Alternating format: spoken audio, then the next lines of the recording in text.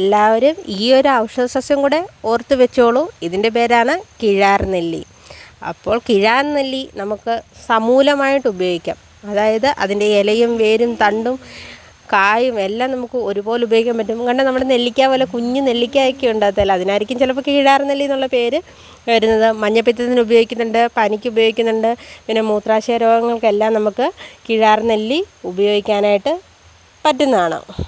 മഞ്ഞപ്പിത്തത്തിന് ഇത് സമൂലമായിട്ട് അരച്ച് ഉപയോഗിക്കും.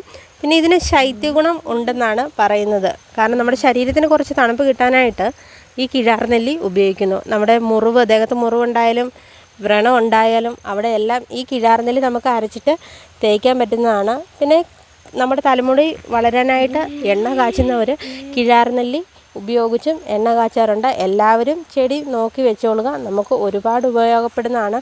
നമ്മുടെ പറമ്പുകളിലും കണ്ടത്തിൻ്റെ സൈഡിലും പോകുന്ന ചേറൊക്കെ ഒരുപാടുള്ള സ്ഥലങ്ങളിലൊക്കെ നമുക്ക് കിഴാർനെല്ലി കാണാൻ പറ്റും.